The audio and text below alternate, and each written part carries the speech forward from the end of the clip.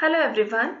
In our previous class, we understood about the concept of interaction between two particles, and today we are going to study an example for two-body problem, that is hydrogen-like atom or hydrogen atom. So why we need to study this hydrogen-like atom?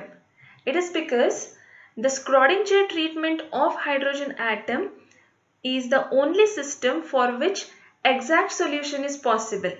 That is, if you consider two-body system, it is the basic of multi-electron system problem. And if we understand about hydrogen atom, its eigenfunction and eigenvalues, easily we can understand for further atoms. That is, we can understand the eigenfunctions and eigenvalues for hydrogen-like atom. So today we are going to deal with the eigenvalues, what are the procedure, each and every step mathematically we are going to interpret. And in our second part of the video, we will understand about radial wave function. So totally we need 2 classes to complete this topic. So let's start. For that, we need to consider hydrogen-like atom. That is, considering one electron atom with a nucleus of charge plus Z into E. So if it is hydrogen atom, then Z will be equal to 1. So as it is hydrogen-like atom, we are considering plus Z into E.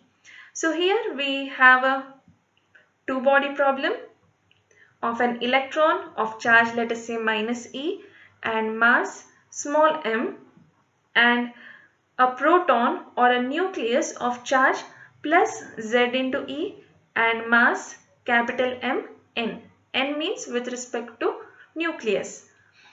So by using center of mass and relative coordinates and working in the center of mass frame, we can reduce the problem to dynamics of a single particle problem whose mass will be the reduced mass. That is, mu will be equal to m into mn divided by me plus mn. So E represents the electron and n represents the nucleus. So here when we are considering these two particles, we have the opposite signs. So opposite charges, we have the Coulombian attraction or potential. So potential energy will be given as V of r is equals to minus k into Z e square by r, where k is nothing but 1 by 4 pi epsilon naught. Then coming to the total energy, that is Hamiltonian, will be given as H is equals to kinetic energy plus potential energy. That is, kinetic energy is given as P square by 2m plus V of r is potential energy. So in quantum mechanics, we represent these variables or observables using the operators. So we know P, which is a momentum operator, will be equal to minus IH cross del. So P square will be minus H cross square del square divided by 2 mu, because here we are considering the two body problem and it can be reduced to single particle problem where the effective mass will be the reduced mass. So instead of m, we are representing as mu minus kz e square by r, which is potential energy. So in order to solve this, we need to know about the equation of motion.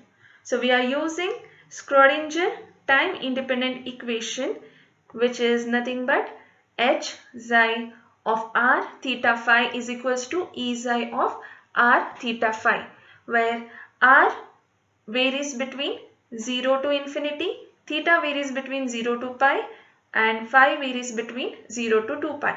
So all these details we have already studied in our previous classes, so you can just go through it. So here we are going to represent it in polar coordinates as we have discussed in spherically symmetric potential problem.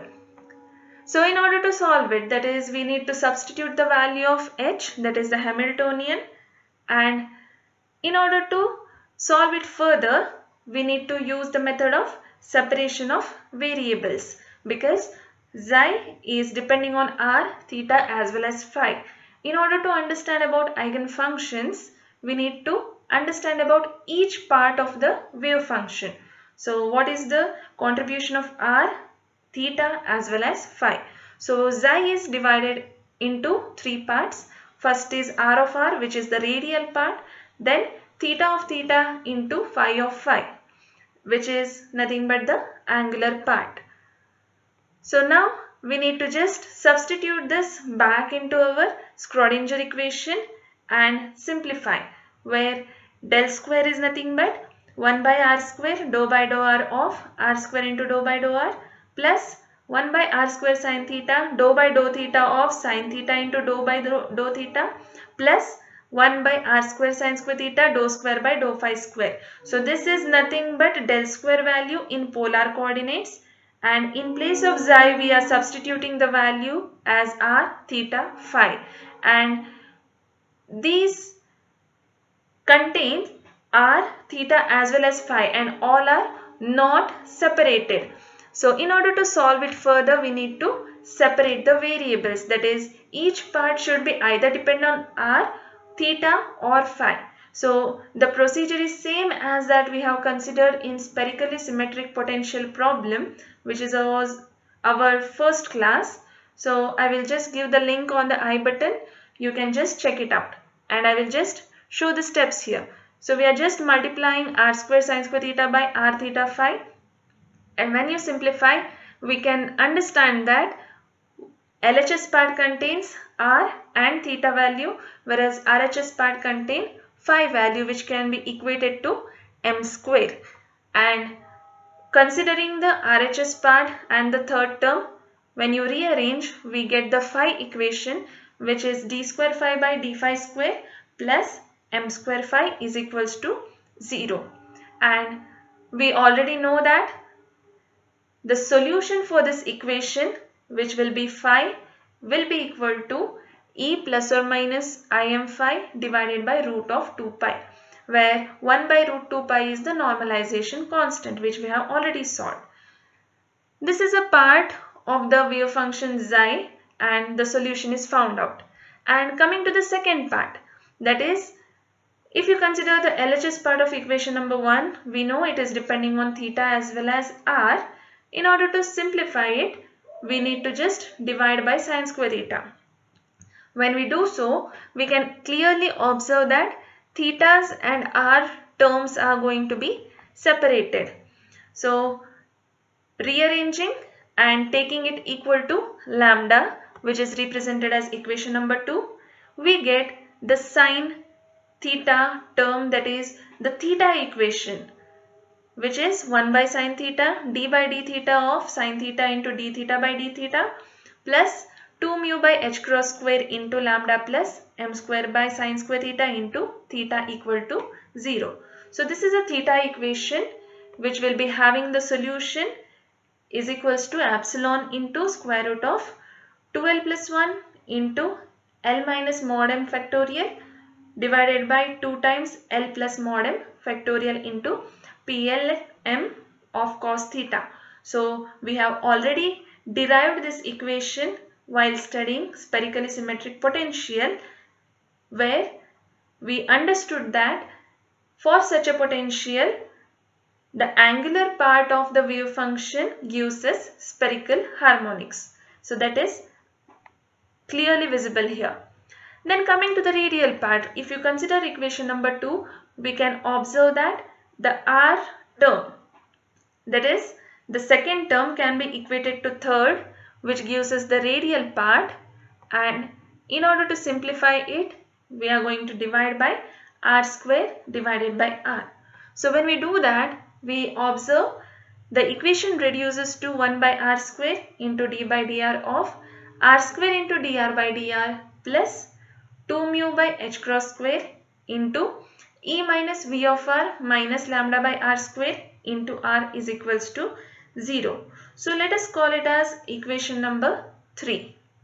So in order to solve it, we are just putting the value of v of r, which is k z e square by r, and lambda is l into l plus 1. So all are similar results what we have studied.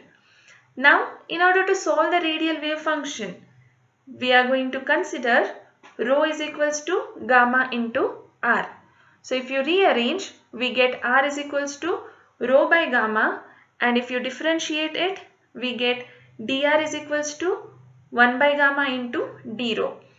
So if you just take the reciprocal, we get d by dr is equals to gamma into d by d rho. So this d by dr value can be substituted in equation number 4. In place of d by dr, we will substitute gamma d by d rho, and in place of r, we need to substitute rho by gamma. So first term 1 by r square will be equal to gamma square by rho square. In the same way, we have substituted all the values based on rho is equals to gamma into r value. Then if you just observe, we can divide by gamma square, and when we divide by gamma square, we get the equation 1 by rho square into d by d rho of rho square into dr by d rho plus 2 mu e by h cross square gamma square plus 2 mu by h cross square into potential term minus L into L plus 1 by rho square into r is equals to 0. So now the total equation is in terms of rho, gamma and capital R. And we should remember that rho is a function of small r. And we are going to choose the parameters gamma square is equals to minus 8 mu into E divided by h cross square, and lambda is equals to 2 mu by h cross square into k z E square by gamma. So in place of these values, we need to just substitute.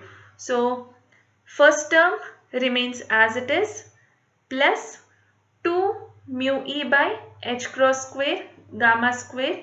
It will be nothing but minus 1 by 4 because we are substituting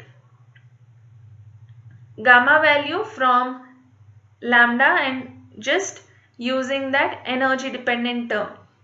And finally, the whole equation will be reduced something like this. And here we are having the term d by d rho of rho square into dr by d rho, which can be further simplified. That is differentiating the term. It is in terms of u into v. So solution will be 1 by rho square as it is into rho square into d square r by d rho square plus differentiation of rho square is 2 rho into dr by d rho plus second term as it is. Now when you just simplify with the brackets, rho square with 1 by rho square will get cancelled out, and we are remaining with d square r by d rho square plus 2 by rho dr by d rho plus the bracketed term into r is equals to 0. So we are calling it as equation number 5. So in order to find out the solution for equation number 5, we are considering asymptotic solution of equation 5. That is, for r of rho, what is the value of r of rho? Here we are considering rho is going to tend to infinity, and for that case we can say that d square r by d rho square minus r by 4 will be equal to 0. That is, in our above equation, equation number 5, we have considered rho is tending to infinity. So 1 by infinity will be equal to 0. So the terms within the bracket which are having rho value and the second term, that is 2 by rho, is going to be equal to 0, and we are remaining with only d square r by d rho square minus 1 by 4 into r equal to 0. And this is a simple quadratic equation, that is differential equation of second order, where we get the solution r is equals to exponential of plus or minus rho by 2.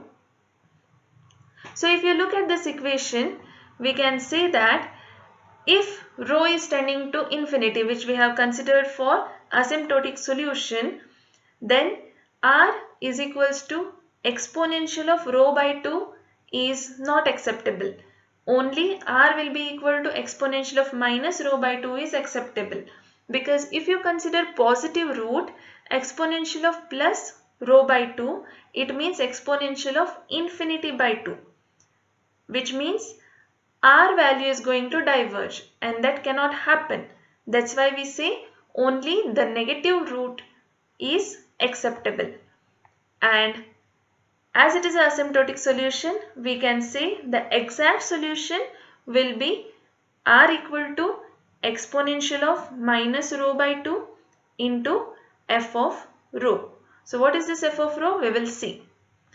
So in order to substitute the value in equation number 5, differentiating the exact solution, we get dr by d rho and d square r by d rho square. So here we need to differentiate with respect to rho, and we are having two terms, exponential of minus rho by 2 and f of rho. Both are depending on rho. That's why using the differentiation of u into v formula and simplifying, that is collecting some of the terms, we get these values. And when we substitute back in our equation number 5, we can observe some of the terms are going to get simplified, and in order to simplify it further, we are multiplying by rho square, and finally we get equation number 6, which is rho square d square f by d rho square plus rho into 2 minus rho into df by d rho plus lambda minus 1 into rho minus lambda L into L plus 1 into f of rho is equals to 0. Just that we have collected the terms with respect to f. So first is second order differential of f, next is first order differential, that is df by d rho, and finally f. So we have equation number 6, and if rho is equals to 0, then f of rho is also going to be equal to 0, because L into L plus 1 of f of 0 has to be equal to 0, and we have already studied that L cannot be equal to 0 because n is going to depend on L, and if L is equals to 0, then n values are going to be negative, but n values have to be positive. So all these conclusions will be drawn.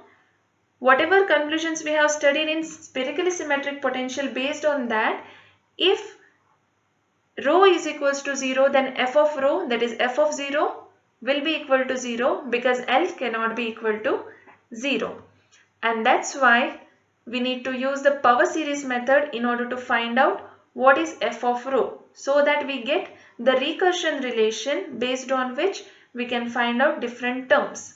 So using the power series method, we define f of rho as summation from k is equals to 0 to infinity ak rho of s plus k, and differentiating, that is df by d rho and d square f by d rho square, we get the equation in terms of ak and rho to the power s plus k minus 1, s plus k minus 2. So finally substituting these values of df by rho, d square f by d rho square and f of rho in our previous equation and simplifying, we can observe that some of the terms are going to get simplified. That is, in our first term we are having rho square into rho raised to s plus k minus 2. So it will be rho raised to s plus k minus 2 plus 2. So we are having rho raised to s plus k. So in that manner we need to solve for each and every term and then collecting the terms. So collecting the coefficients of rho raised to s plus k as well as rho raised to s plus k plus 1 and equating it to 0. In order to find out the recursion relation, we have to put k is equals to 0 and equating the lowest power of rho to 0. So when we do that, we can see that a k, that is a 0 into s plus 1 minus L into L plus 1 will be equal to 0. Because here in the above equation we can observe that s plus k into s plus k minus 1 minus L into L plus 1 plus 2 times s plus k. So 2 times s plus k and s plus k.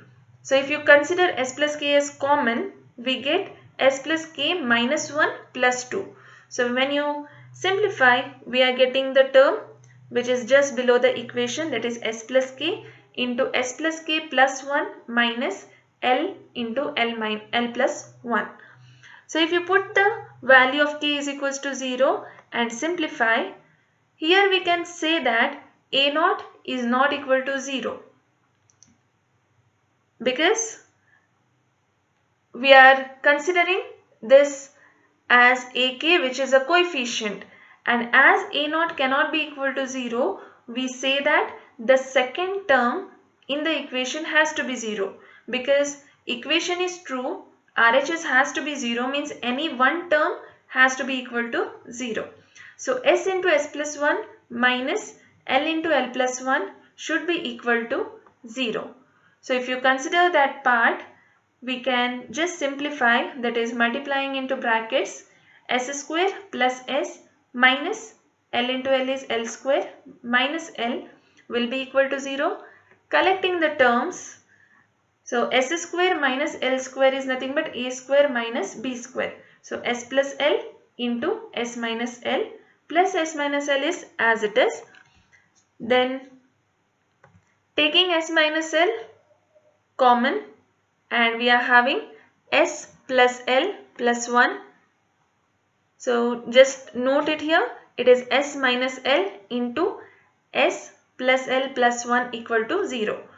So a into b equal to 0. So a should be equal to 0 as well as b should be equal to 0. So from that we can say that s is equals to L and s is equals to minus of L plus 1.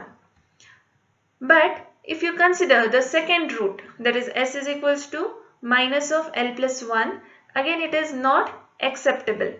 Because if that is true, then first term, that is f of rho, will tend to infinity, which is not true in this case. Because the root is going to diverge. If f of rho is infinity, then our radial part, where r we have denoted as f of rho into e raised to minus rho by 2.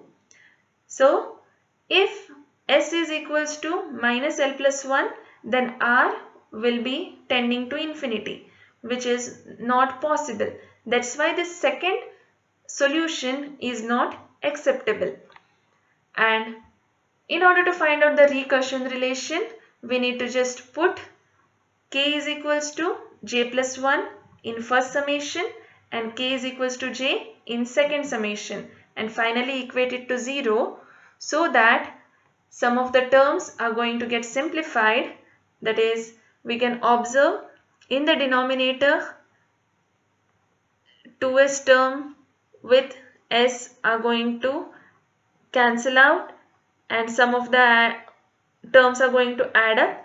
So when you simplify, we can observe that aj plus 1 will be equal to L plus j minus lambda plus 1 divided by j into j plus 2L plus 2 plus j plus 2L plus 2. So if you just take the common thing, we get the recursion relation, that is aj plus 1 in terms of aj, where using this recursion relation we can just get the successive terms. And we know that e raised to rho, it is of the form e raised to x, that can be written as 1 plus rho square by 2 factorial plus so on, which can be denoted as summation from k equal to 0 to infinity rho raised to k divided by k factorial, which can be equal to summation from k equal to 0 to infinity ak into rho raised to k. So here we have taken ak is equals to 1 by k factorial. Why? Because if you consider the above recursion relation, if the values of j is large, then aj plus 1 divided by aj will be equal to j divided by j square, because other terms are negligible. So L, lambda all are negligible. We get j in the numerator and divided by j plus 1, we are considering it as j because of its large nature, into j. So it will be j square, which is approximately equal to 1 by j, or we can say 1 by j factorial. That's why in the above equation we are representing it as summation from k equal to 0 to infinity ak into rho raised to k. Then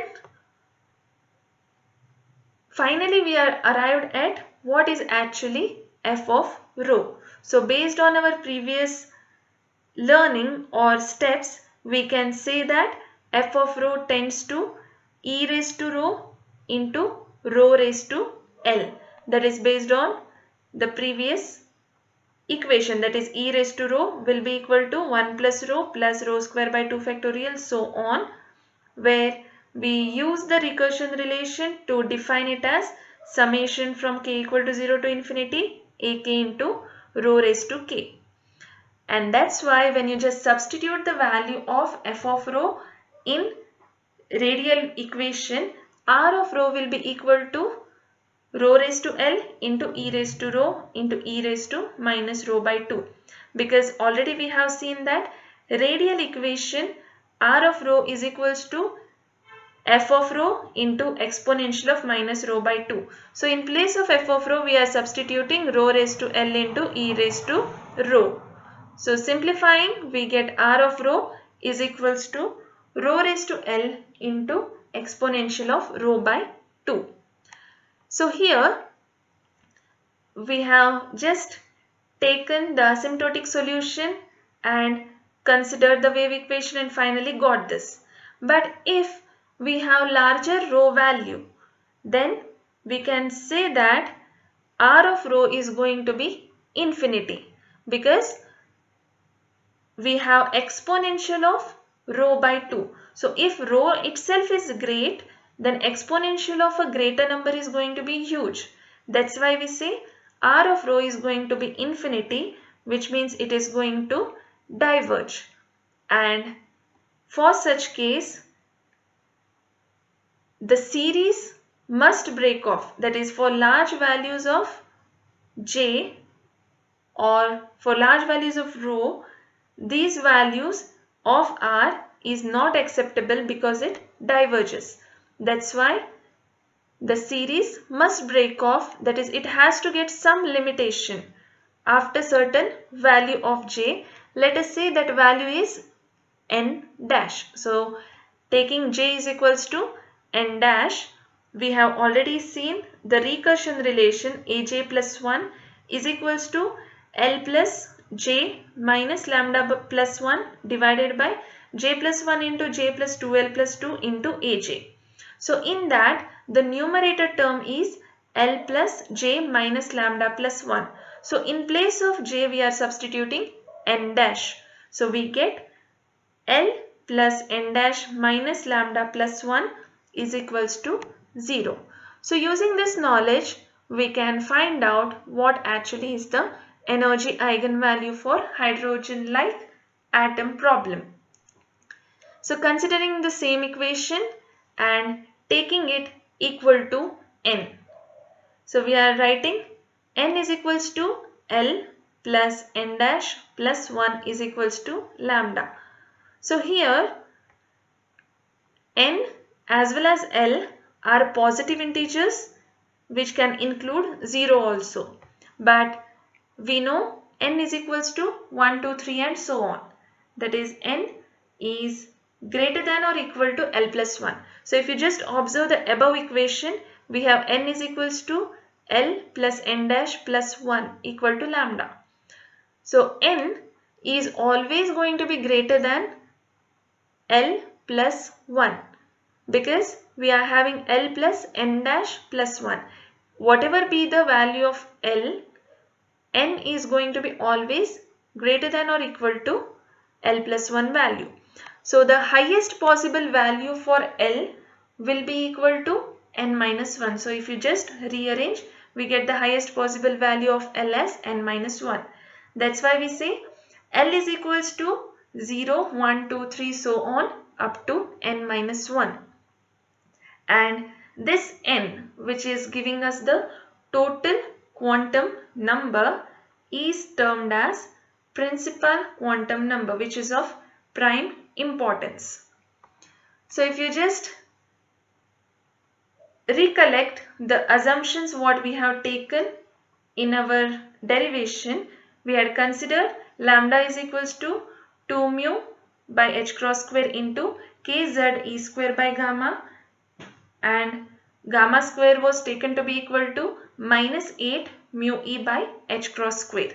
So if you just put the value of gamma in lambda and simplify it, so some terms are going to cancel out, and finally we can just put the value of lambda in our previous equation, because we are having n is equals to lambda, and lambda value is equals to mu by h cross divided into k z e square by square root of minus 2 mu e. So equating these two, we get n is equals to a term which is depending on energy. So we need to find out what is the energy eigenvalue. Rearranging the terms and removing the square root, that is by squaring the equation on both the sides, we get energy is equals to minus k square z square e raised to 4 into mu divided by 2 h cross square n square. So here E is equals to k square is nothing but 1 by 4 pi epsilon naught whole square. If you substitute, we can get the energy eigenvalue for hydrogen-like atom. So here it is common to refer the states with L is equals to 0, 1, 2, 3 so on as SPDF states.